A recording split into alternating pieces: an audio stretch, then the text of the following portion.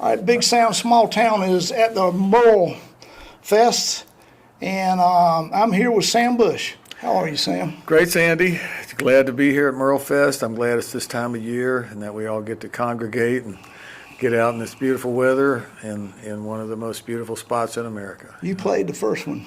I did, and at that very first one, it was a really special time because it was only within a couple of years after Merle's passing, and really the first bunch of us that played on this festival, really we were all friends with Doc and Merle or had played with them. And so we were mourning Merle a lot that first year. You're on flatbed outside. Is that what it was? Yeah, I still see on YouTube or what have you portions of a set where we played on the flatbed truck with Tony Rice and Jerry Douglas and I think John Callan was on bass and maybe Mark O'Connor on fiddle. But yeah, I'm going to put you up. It was great though. I'll put you on the spot here. Do you remember the first song you played here? That, when you kicked that show off here that first time. Probably 9 Pound Hammer. I don't know. I was just curious. I'm not sure because we were three of us had played on this record with Tony Rice called Manzanita, and we tended to play those tunes. Right. And I wouldn't doubt it if we just started with 9 Pound Hammer just because that was a good one to get the groove going. Yeah. So how did Metcalf ever get you to Green Acres in the first place? We met. I don't exactly remember the name of the club we met at, if it was in North or South Carolina, but Steve Metcalf was just one of the friendliest guys you'd ever meet, and he came up and introduced himself to it, and we hit it off, and he was going, I've got this little music venue if I could get you guys over to play. Now at that point, what I think of more as the original lineup of Newgrass Revival, which was definitely a Curtis Birch on guitar and Courtney Johnson banjo and me mandolin, and John Callan would have been on bass then. That incarnation of us never played there. Oh, really? We never, because it wasn't long till we got with Leon Russell for 2 years as his backup band. I was going to ask you about that too. And we just played Leon's gigs for 2 years, and then Courtney and Curtis left. And I'm pretty sure that John and I went over and played a show at Green Acres, first time just me and John, and with the auto harp player Brian Bowers. Yeah. Oh yeah. And Brian was always the kind of guy. Hey, I play by myself. Surely you two guys can come up with something.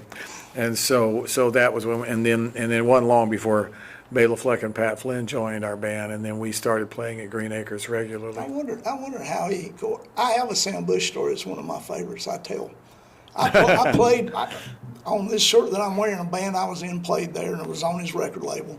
But on the inside, the old inside block building. Oh yeah, I remember there one night. You got a fiddle. You might be getting ready to start vamp in the middle, and this huge rat goes across the back of the stage, and you go, "Never again, Metcalf." Which, of course, didn't happen because, of course, we did it again. Oh yeah. No, we played there until literally people. We were drawing a really good crowd, and we were playing at Green Acres one night, and literally.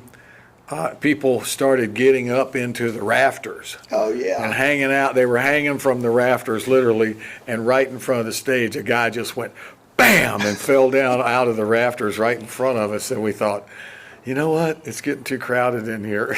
And miraculously, the guy wasn't hurt. Well, that is. So Green Acres, though. I mean, it is the type of thing you could not do Green Acres these days. I don't think you could. No, but it was a special time because it was a special time. And we came to love that place. And Niall, the man that owned the land, we loved him. And Steve and Donna Metcalf were special friends to us. And me too. A great guy. As a matter of fact, Edgar Meyer and I wrote a tune a couple of years ago, but we just named it here within the last year or less and we decided to name it Little King. Is that something new you're going to release? It is, yes. Okay. My band, yeah, we've recorded it. I don't know at what point it's going to be released, but You got something new in the works? I do. Yeah, we're back in the studio. We've laid down about 8 tracks, and so we're not finished yet. But I didn't say those tracks were finished, but Right. we've laid down the tracks, and yeah, it's just. It's funny. I get busy, and all of a sudden I realize, wow, years have gone by, and I haven't put out a record. You're the hardest working musician I believe I know. I mean, I get to record a lot with You other do. people and what have you. You do. And then before you know it, you look up and I haven't released anything for a while. I mean, So, but I yeah, always we're kind of doing wait for good. that, and it seems to come. I've seen every incarnation of your band over the years. Sure. Was it strange being a bluegrass band opening for Leon Russell? Not really. I mean, no. Only the very first one. But I will have to go way back when. As a matter of fact, our original Newgrass Revival band, when it was Ebo Walker on bass and Courtney Johnson, Curtis Birch, and me, we lucked into opening for Leon when he was at the height of his rock and roll stardom in 1973.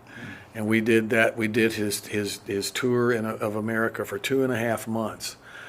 And that one was terrifying at first because, I mean, we were playing on the average to like 25,000 people a night. And we just, we were just like these hillbillies that what in the world are we doing here? And how did this happen? And it wasn't your typical front band job in that we rode his private plane. We were paid by the Leon Russell organization and stayed in the same hotels. We did everything his band did.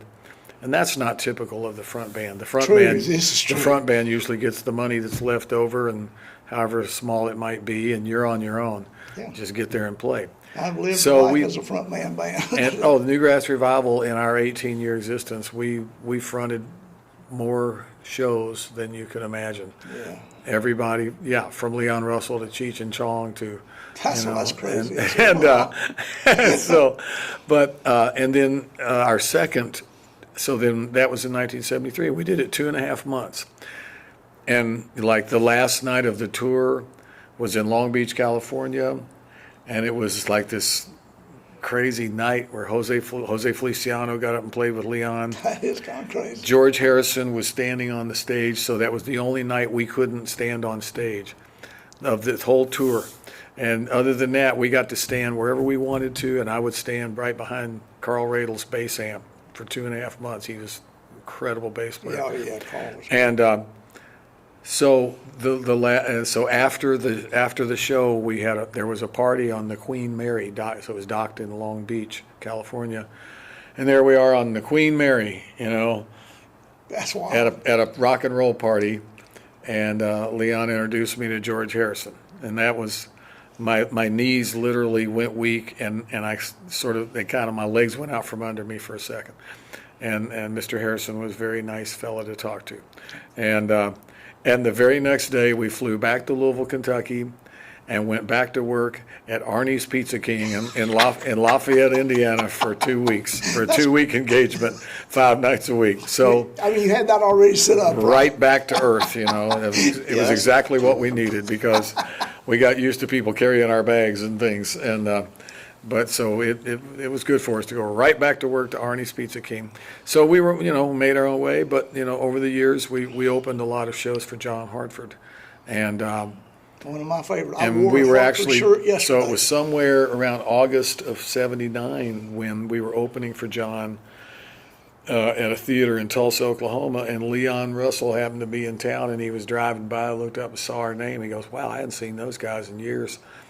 And we're in our sound check, and in walks Leon, and he was kind of an imposing figure. And that night he played with us, he sat in with us, and then we went back to a house where he was staying and jammed all night. And out of that, we started doing recording with him, and then we became his band for 2 years. And until the fall of '81, and then Courtney and Curtis left the group, and that's when Pat Flynn and Bela Fleck joined. So we kind of had one band for 9 years, and then we had the band with Pat and Bela for 9 years. And I also saw you with Duck Butter, which I think is a really, tell me how that ever came about. Duck Butter, if for those of you who don't know, it's our rock and roll band we were all from Bowling Green, Kentucky, and it really got started because there's two guitar players. That's my guitar playing outlet, electric guitar, blues rock, and our other guitar player, Kenny Lee. Kenny and I met in high school.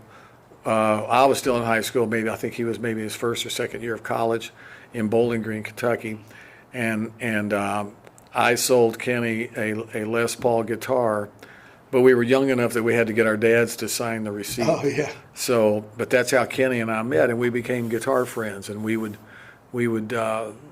get together and learn guitar things off a record, learn Eric Clapton or learn B.B. King licks and phrases. And Kenny and I both happened to move to Louisville, Kentucky around the same time in 1970. And so we were friends up there, and he was in a real heavy metal band in Louisville, and I would sometimes play electric fiddle with him. That's funny. But Kenny and I were always friends, and he moved back to Bowling Green, and Byron House, the bass player, Ken. So Kenny started a trio, and then it was just very easy when Kenny and I were talking about, well, how can we just get a jam session band where we can play blues rock and have fun? And so Kenny said, well, he's got a trio, and the drummer in that trio, he and I were in a high school rock band together, so we all knew each other from Bowling Green. Byron House, who later played bass with me for a number of years, fabulous, a wonderful player. Byron's a great bass player, great musician, well-rounded, and so Kenny's three-piece band, and me and John Cowan joined up so it was a five-piece with Duck Butter. And Kenny's a good keyboard player too. So when we first started Duck Butter, Kenny would play keys half the time, and then we realized that the most fun for us was to play our guitars together. Yeah. So yes, we actually, and I guess we played. I think we played Green Acres twice with Duck Butter. I think it was twice, and but with Duck Butter, it was songs we knew, or sometimes we would, if one of the guys, the rule was if you call a song, you have to know it all the way through. And sometimes we'd play a tune we hadn't played before. And it'd be experimental, but it was really fun. And I love to play electric guitar, so that would be my guitar outlet. And John Cowan would be, he is superlative at R&B singing, so I think that's some of the best singing I ever heard John do was in Duck Butter. And so John and Byron would trade off playing bass. Oh yeah. Or so sometimes John would play congas or percussion or what have you. Did you get Al Cooper in that? Al Cooper, did you? Yeah, we were like Spinal Tap. Our organ players kept quitting, and they didn't explode; they just quit. But yeah, Al Cooper had moved to Nashville, and I knew Al, and had met him in California and recorded some for him, and we hit it off. And he said he was thinking about moving to Nashville, and I said, well, you can, you come stay with us while you find a place. So I think Al stayed with Lynn and I for like 3 weeks, and that's where I found out he's an insomniac. not a bit of sleep. Doesn't sleep much. And I'd get up in the middle of the night and go to the refrigerator, and there's Al just sitting there looking at me. And but anyway, Al played organ with us, and it was really cool. And but I saw him when he was playing with you guys. It was really cool. Yes, and he played with us for a while, and he got tired of mine and Kenny's long guitar jams, because once he asked me, he said, do you and Kenny have to do those long guitar jams? And I went, yeah. As a matter of fact, Al, yes, we do. That's why we have the band, so Kenny and I can play our guitars. So, and then after that, another tremendous organ player played with us, Reese Winan. Oh, yeah, that is another tremendous one. Yeah, and there was a while it never hit me when Al was playing with us that, okay, I'm playing guitar with a guy that used to play with Mike Bloomfield. Yeah. But when Reese was playing organ with us, sometimes I'd be playing and it would almost intimidate me. I go, God, this guy heard countless Stevie Ray Vaughan show. So what does he think about us playing? But Reese is a great guy, and so we just haven't we haven't done Duck Butter in a very long time. Jeff, our drummer, has had some illness, and so we just Do kind you of ever think about doing it again? not really. Not really. I mean, it's it's hard. fun. It's a hard thing to do. Well, yeah, it's fun to always pick up and go on, but I'm sure if we did, I know the song we'd start with. I know what we'd do second. I know what we'd start the second set with. That's funny. That's great. I know Kenny Lee would sing Sleepy Time Time. I know Byron would sing Take Me to the River. That's great. Al at Green Acres one time, I said, how did you really sneak in, on the Dylan recording? He said, I'll tell you a secret. Had that organ not been turned on, you would never know who I was. He said, I didn't know how to turn on a Hammond at the time. Yes. Now, one thing, I mean, it is perceived that Al had never played keyboards or anything. No, he was a piano player. Yeah, I knew he knew how. But he really showed up. He told me he really showed up to play guitar.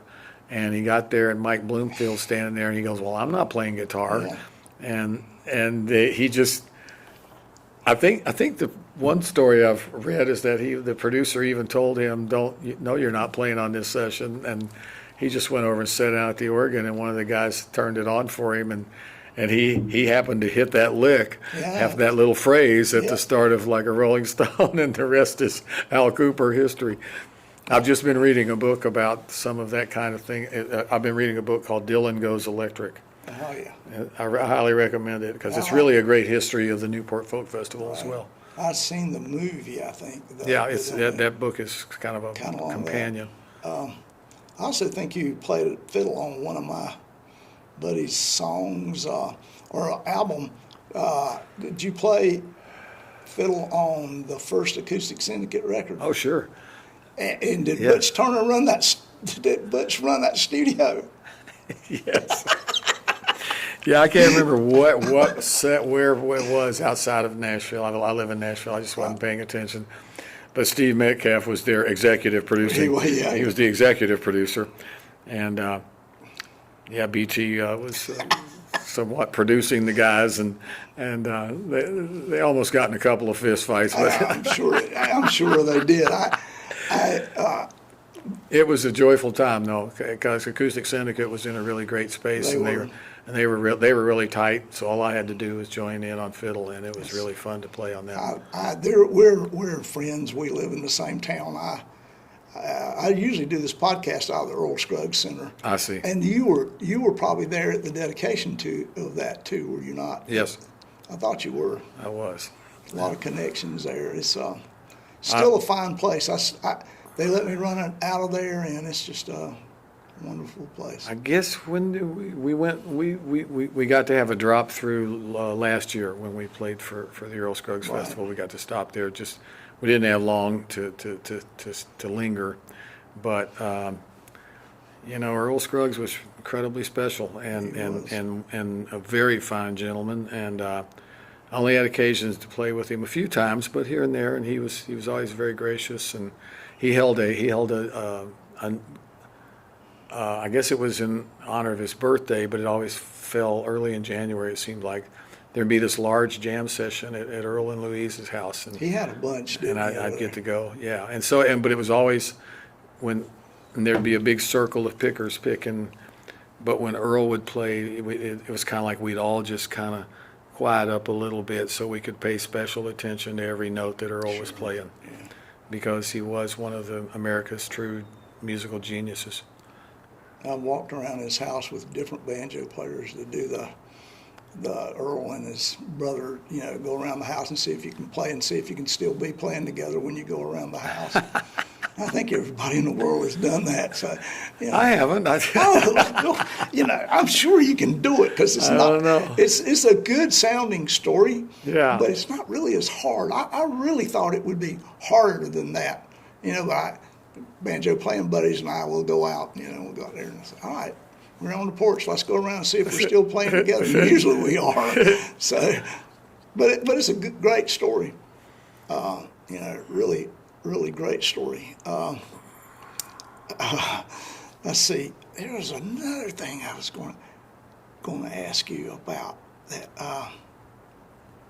Any chance I know ever of Newgrass redo? I don't think so. No. We're all band. It was always kind of like 4 band leaders in one band. True, Especially the second edition with Bela and Pat and John and I. Yeah. And I've now long had my own band, and like Chris Brown, our drummer, he and I are now in our 26th year, I guess, together. Wow. Stephen Mogen been playing 20. So the only way that would be possible is if all of us dedicated only, we would all have to give up what we're doing. And Bela Fleck, for instance, is one of the busiest guys. He's a busy man. And Bela loves to have about 3 different projects going. Like I just talked to him a couple of days ago on the phone. I said, what are you out doing right now? Well, he's got a jazz trio, a jazz fusion trio, but it's Bela and a drummer and a harp player. And an actual harp. And it's incredible. I heard him at Telluride last year.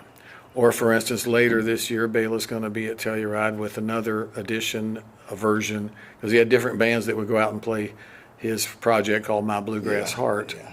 And I was in one of those projects. Right. And are you going to do that with him again? Oh, I don't think so. I don't remember how to play those tunes.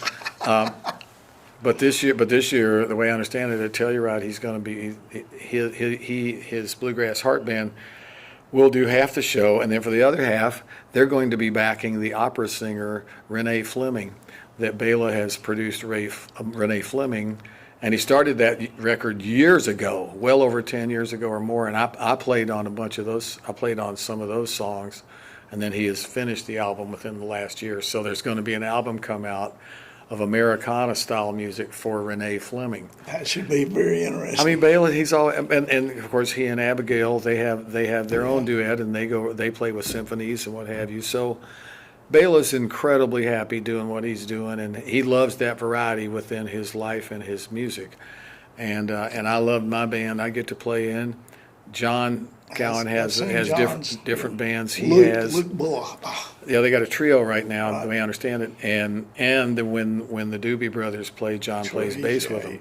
So it would be pretty impossible for us to all give up and go. Because, I mean, for instance, I have a band, and I don't want to lose my band that I've now spent 25 years in. And you've had this band a pretty good while. You've had some incredible people play with you, though, in your band over Very years. fortunate, yeah. I mean, no stinkers. You had any stinkers? No, for 1 year, I mean, friend Daryl Scott played guitar with us for a year. Brad Davis, a great guitar player. Keith Sewell. John Randall Stewart is a really fine musician and singer. And John Randall and I played 5 years with Emmylou Harriss. That's what I did right after Newgrass Revival. So... but I've been but for it's hard. Years go by quickly, and now just on March 3rd, Stephen Mogen, our guitarist, just celebrated his 20th anniversary in our band. How did you find him? Did he used to be a school teacher or something? He was a University of Massachusetts vocal major, so he was like the guy that led the chorus, and this is highly organized, educated singing. Right. So he's my vocal coach. I have a vocal coach, and his name's Steven. And when I sing in the studio, I want him guiding me. Yeah. Just little things, just little suggestions he can make that make my life easier as a singer. And it's helped me to sing with him. But you've sung with 1,000 people probably by now. I guess so. Harmony stuff. Yeah. Because one of my most joyful times as a singer, and I learned a lot, was after Newgrass Revival.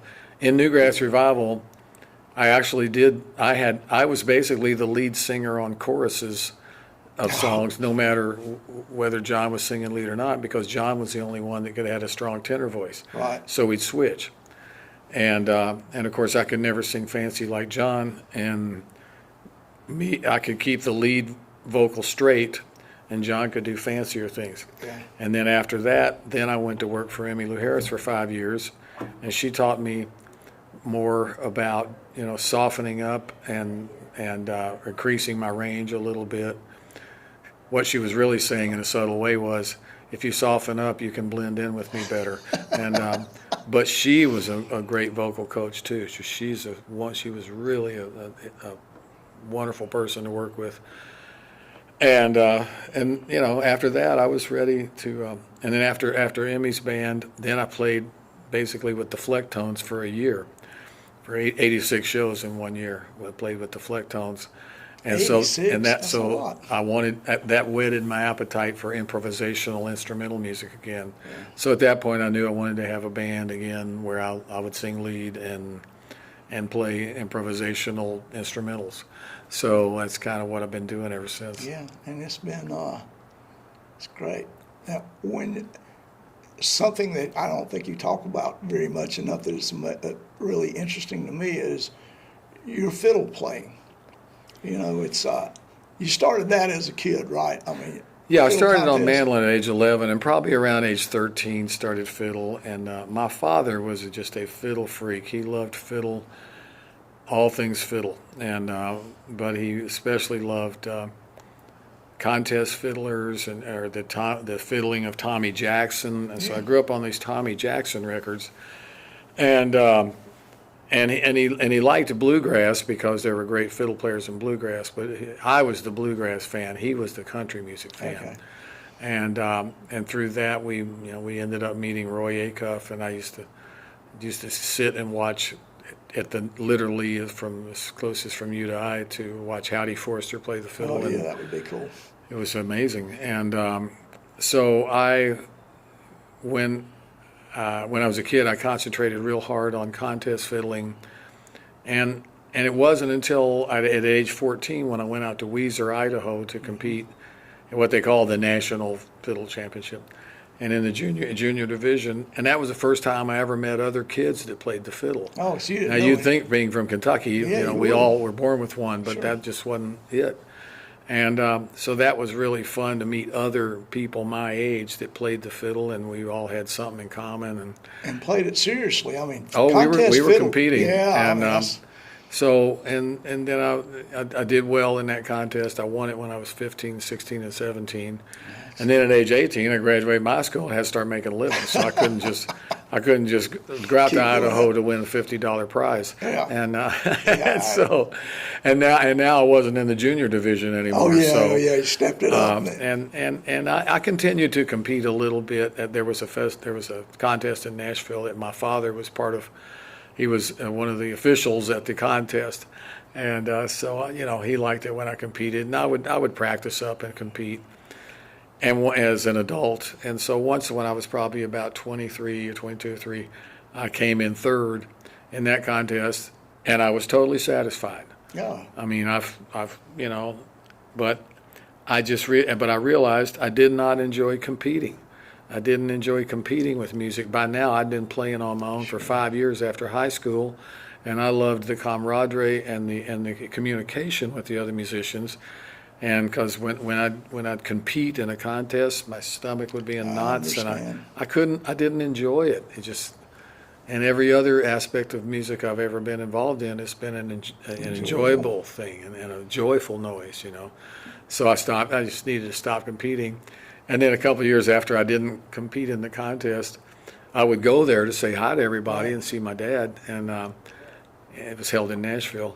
And a friend of mine named Jeff Guernsey needed a guitar player to back him, so I played guitar for Jeff, and he came in second. So I felt better about that than any of the ones I ever. That's also an art too. If the guitar player messes up, the fiddle player loses the contest. Yeah, I mean that is true. My fiddle experience is completely different. I used to go to Tommy Gerald's house. Wow. And that is totally. We're wide open. We play what we want to, and intonation is, if you're lucky. You know, but you play. That's how I play fiddle. No, Intonation, I'm lucky. No, you got it down. But, you know, Tommy was squeaky, but his bow arm was great, and it was fun. He made fiddle fun for me, Yeah. you know, as opposed to violin lessons. Yeah, and I took violin lessons for a year when I was a senior in high school, and just to try to learn more about the instrument. And I know it helped me and learn technique. I still hold the bow like a violinist, but I actually needed to change the way I held the fiddle to play violin, and it never felt right. I never could do it. So after I graduated from high school, moved up to Louisville, and started playing guitar and mandolin in the Bluegrass Alliance. And I really didn't play the fiddle for a couple of years. And then when we started Newgrass Revival, we needed for me to, you know, to show the audience something else. Curtis also played dobro, and I would also play fiddle. So we had, you know, really 5 lead instruments we could display. No, that is, and that is something that it was good about your shows. They were filled with different instruments. I mean. Yeah, and right or wrong, we only sounded like us. This is true. And so, you know, it's been asked, were you guys out to set? Were you trying to change the bluegrass? And no, we were just playing it the way we felt it. I mean, because we were all influenced by other musics other than bluegrass. Right. So we wanted to bring those influences in from the get-go. That's what we tried to do. Your song selection has always been really good. I mean, I guess you searched pretty hard for songwriters. Some of them just sort of came to us. Sometimes, say for instance, I knew a great songwriter like say Peter Rowan. Yeah. Who one time he goes, "I've got a song you guys could do." Hey, there he is. There he is. He said, "I've got a song you guys could do," and he taught us this song called Revival. Yeah, that's funny. That is really funny. And by the way, I met Pete when I was 13, maybe. Yep. And he was playing with Bill Monroe, and my dad and I got backstage at the Grand Ole Opry, and I got to meet the young guitar player named Pete. And how was that experience? It was great. He was 12. Was I 12? He was wide-eyed I'll say. and ready. Well, it looks like we're going to have another one. This has been very enjoyable. Well, thanks, Andy. I hope I didn't bring back any bad memories or anything. You know what? No, I mean, hey, I have memories. They're all good. Yeah, that's I have selective memory because it's all just been a wonderful you just choose experience. to remember the good parts. Well, yeah, because I mean, as I was talking about, music's a joyful thing. It is. And it's hard to look up, and now you're getting to be, speaking of me, and getting to be an elder statesman, and so for me, it's really a privilege that I still have musical big brothers and sisters that I still get to see. Yeah, I agree. Thank you for your time. Thanks.